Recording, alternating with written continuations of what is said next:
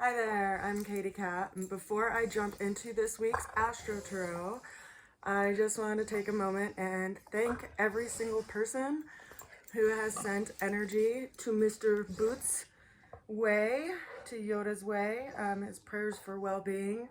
He was hit about a month ago, ran over by a truck, and he's doing really, really well. He still has some wire stuck in the bottom of his jaw that is there to on there on purpose to hold together his jaw while he heals, because he was split right down the palate of his lower jaw, and those wires are basically tying everything back together so his bone can heal, much like if you or I were to break a arm or a leg, it would take 3 months to heal. And so he's on his healing journey and he's doing really well. So I just wanted to thank everyone who has made a donation, checked in on him, sent a prayer, sent a good wish to his and my way. It's really meant a lot, and I know it has definitely helped his healing process. With that said, I want to go ahead and jump into the reading. I appreciate your patience as I've been going through all sorts of life trials and tribulations and tending to my pup and trying to, come up with funds to pay for his surgeries and upcoming surgeries as well, and prep for vending and all that stuff. So I do indeed have a very busy life, and it gets even busier when I have to tend to a critter or person that I care about. So thank you.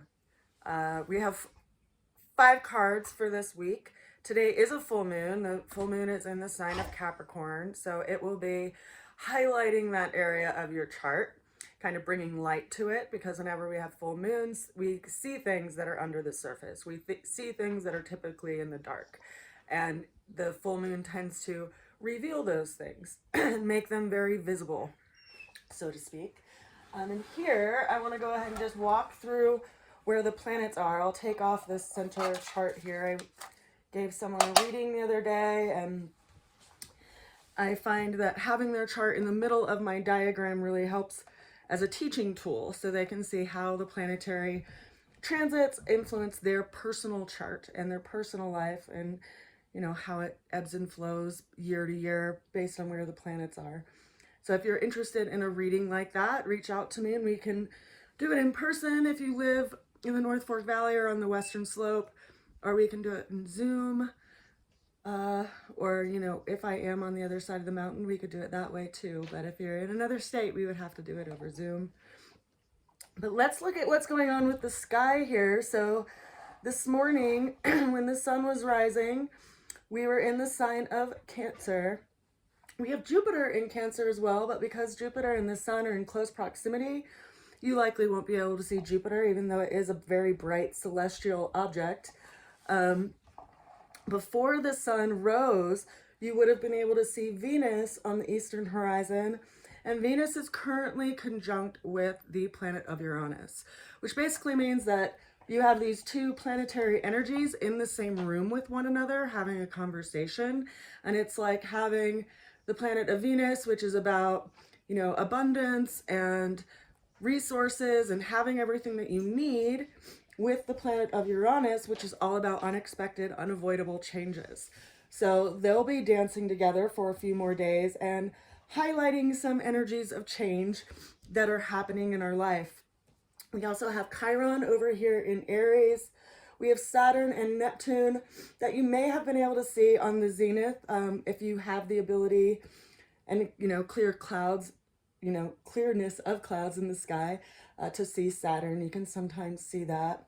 And then you would have been seeing the setting moon on the western horizon because it is in opposition to the sun. We won't see it again until the sun goes down today on the western horizon, and we'll see the full moon rising on the eastern horizon. As the sun goes down, we'll also be able to see Mercury just as the sun is going down, and then also Mars over here in Virgo. Now, Mars and the full moon are in a trine relationship because they're both in earth signs, so they support each other in that way.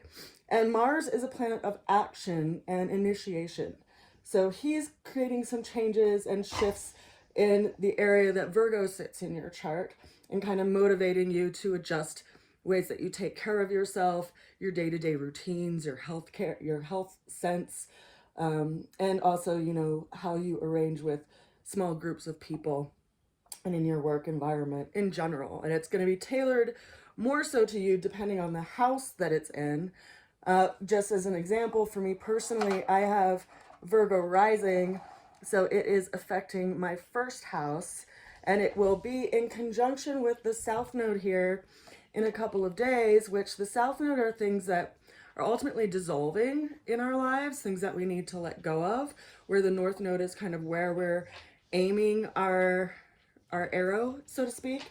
So the North Node and the South Node are always going to be in opposition, but with Mars coming into transit with the South Node, it'll be kind of calling us to task, calling us to action in really looking at that which we need to let go of, so that then we can put our energy in full force over here with the North Node. What's interesting is that we currently have Saturn and Neptune both retrograde, I believe, or they're going to be retrograde soon. Yeah, the Saturn is going to start going retrograde on the 13th, so just in a few days. Neptune did start going retrograde on the 5th of this month, which basically means that they're creating a pause in our lives. Like they're having us kind of take in our environment and measure where we're at. And they're going to be aligning with the North Node. So having the planet of Saturn, which is about responsibility and a sense of time and how we are in time and in space, and Neptune, which is, you know, our fantasy and, you know, ultimate possibility, coming together with the North Node, there'll be this recalibration in regard to where we put our energy and efforts in the time to come. So that's a snapshot of what's going on with the sky. And, you know, when it comes to the cards for this week, as I mentioned, we have 5 cards. The ones that are being highlighted by way of planetary influences, the first card that we have on the table here is the Empress. Now, the Empress is associated with the planet of Venus. It's interesting that Venus and Uranus are currently in conjunction right now in the sign of Gemini. So Gemini is about communications. It's about, you know, our elementary learning and also short distance travel. And it's interesting because as Venus and Uranus are currently conjunct, Uranus will actually retrograde back into Taurus before it fully moves into the sign of Gemini for the coming 7 years. So there is this recalibration in that space too. When we consider the Empress card and its meaning, we see a woman who has her feet on the ground. She's very grounded. She's connected to the earth and environment around her. And she exhibits someone who's pregnant, which is highlighting a circumstance or situation that we are passing through, and or the doorway that one passes through. And having Venus and Uranus in this conjunction, it's highlighting this change and this shift that is really being initiated right now. And we're taking, you know, an inner read of how grounded do we feel with our feet on the ground? Are we mostly in our head?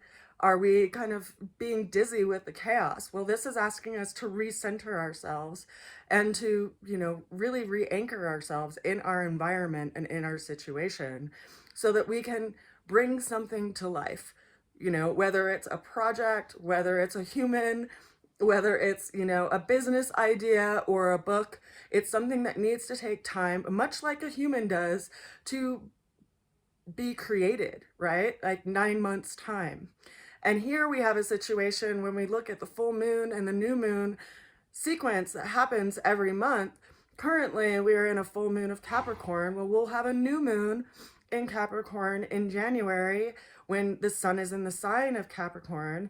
And so this is this process that's kind of preparing us for that. And so we're really setting the stage for what we want to be building in the coming new year. And it's all in how we nurture ourselves and nurture different aspects of our lives. You know, if a woman is pregnant, she has to be careful around what food she's eating and, you know, making sure she gets the right minerals and gets the right nutrients and is gentle with her body and has a lot of, you know, gentle movement so that she can impart that skill set onto her soon to be born child. So like that, we have to be willing and able to tend to those things that we want to nurture in our own lives and grow in our own lives in order for them to be born, quote unquote, in a healthy way. Now, the challenge that we have showing up for this week is the Four of Swords, and this has shown up a few times in the last few weeks. This card is the long question, and we see someone laying in a gray colored room. There are 3 swords framed above their head and 1 single sword beneath them that is in alignment with their spine. And this is highlighting, an arena of the mind, quite literally. It's an air-governed card. And when we look at what's going on in the air signs, we just had, it's also actually highlighting the Venus-Uranus movement through Gemini and this change. So if there's something that you felt kind of stagnant with or kind of stuck thinking about, because that's what this person is doing, they're kind of in the beginning stages of paralysis with the mind, there will be change. There will be an unexpected shift, and it may come in out of absolutely nowhere to change this space, because this is a very stable, kind of unmoving space. And consider that we just had Jupiter move through Gemini. Jupiter is really expansive. It could have shown you where things were just a little bit too much, like if your schedule was really, really busy, or your workload was really busy, or just something was kind of just a little too much. Now Uranus and Venus are moving through that area, and they're kind of doing cleanup. They're like, what changes need to be made? What adjustments need to be made? What things need to be taken out? What things need to be brought in? And so it's all in this process. And it's interesting because the way through that challenge showed up as the Queen of Pentacles, which is a Capricorn governed card, and that is the sign that we currently have the full moon in. So Capricorn is traditionally associated with our life path, our career path, the light that we hold in front of others, because it governs the zenith point of the zodiac wheel. And Saturn governs that sign. So we have this relationship being highlighted here by way of the full moon, which is currently in the sign of Capricorn. Saturn, which is currently conjunct with Neptune on their journey back, about to start their journey back to meet with the North Node in Pisces. And Saturn is governed by, Saturn governs Capricorn. And so we have this kind of highlight happening here by way of what is being reoriented in our own lives and calibrated by the planetary movements. In the Queen of Pentacles, someone is holding a big coin. They're letting their values guide their decisions and their actions. And she is doing that. It is an active earth sign, right? So she's doing what's practical to achieve resources, and it not necessarily just a she, it's just embodied as a she in this card. It can also be speaking to gentlemen as well. But there's this energy of really letting your values guide what you're doing with your life and take you out of your mind and get practical with it. Actually make practical effort toward your goals and your dreams and what it is that you aspire to do along your life path, rather than getting kind of stuck up in the dredges of day-to-day life and day-to-day affairs. It also highlights the January kind of shift that'll be happening in people's lives as we kind of embark into this new space. Now, the ultimate outcome that showed up for this week's tarot is highlighted by 2 cards, the first of which is the Ace of Wands. Now, this is new beginnings. It's conception of an idea of a child. So, if you are not wanting to get pregnant, and that's a possibility, and you're of that age, you might want to be careful with that. If you do want to get pregnant, it may be a really positive time to be able to do that, especially if you have Capricorn in your 5th house, which is the house of children. And so this is highlighting some kind of new beginning. When we have a single wand, we're able to move in one direction. We're able to move forward. And being that this governs fire, it can also be, we can also highlight and start looking at what's going on in the fire signs with Mercury in Leo right now, which is about to go retrograde. And we all know when Mercury goes retrograde, it brings conversations from the past up that need to be resolved. It brings people up from the past. It brings up a lot of things that are in the realm of Mercury to be reviewed. And yet we also have the influence that's being highlighted by way of Mars moving through the sign of Virgo, which is also causing some kind of action. You know, Mars is a planet that governs Aries typically, but it's the planet that brings order to situations of chaos, right? It's the warrior planet, whereas Venus is kind of the love peace planet, right? And you have the love peace planet dancing with Uranus right now, and you have Mars, which is about to mingle with the South Node. So there's some kind of big ending that is ultimately going to open up a new beginning, which is being highlighted by this card. Our final card for the reading for this week is the King of Swords. Now, this is speaking to Aquarian energy, which is where we have the planet of Pluto right now. And when we look at some things that are being aspected by that, we have Pluto in Aquarius at 3 degrees moving retrograde. It'll be moving retrograde until like mid-November, but anything that's in a fixed sign is going to be aspecting that by way of a square relationship or 90-degree relationship, which is a challenge. So we have Mercury right now that's moving through Leo, but it is going to start retrograding. And it starts retrograding on the 17th of July, and it will retrograde all the way back to 4 degrees of Leo, which is basically in opposition to Pluto over in Aquarius. So we'll have this opposition happening with Mercury and Pluto, and it's almost like Mercury is recalibrating our mind and our sense of self and our sense of heart, because it's traveling through this gauntlet of Leo, which governs the heart and governs our creative outlets. And it's recalibrating back to Pluto over in Aquarius to learn what it needs to let go of and how it needs to see things differently before it can move forward again, because Mercury is the messenger of the gods, right? It's the fastest moving planet in our solar system, and it travels around the whole zodiac system in about 88 days. So it's going to be coming into conjunction with Pluto in not too much time, you know, like, but the opposition is going to be what is triggering. And I am curious just if it will even be, so it will be,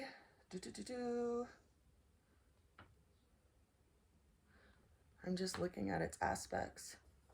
It will be in square again when it goes into Scorpio in October. Mercury will, around the 8th, but it will not meet Pluto in Aquarius until December. You know, so as far as a timeline, it's really interesting to me that these planets kind of have their conversations in particular houses in our chart, which create shifts in other houses in our chart that ultimately help us in our journey of becoming in life and manifesting that which we're here to do. So even though there are some chaos points that we've been going through, keep in mind that change is there to allow us the observation of things that we need to let go of so that we can open our hands for the things that we are trying to call into our lives. So expect some changes to give you some clarity, and remember that those changes, even though they can be disruptive, are ultimately helping you get to where you feel called to go and are part of some wish that you cast into the sky in the last 6 months. So if you would like a personal reading to look at your chart and how it's being influenced by the planetary positions, feel free to reach out. If you'd like a copy of my deck, you can order it on my website, rootsofalchemy.com. I also have chakra oils up there, lotions, art, and a variety of other products that I make. Again, thank you so much for your good wishes for me and my pup. We send you a lot of love and hope you are well, and we'll see you again soon. Bye for now.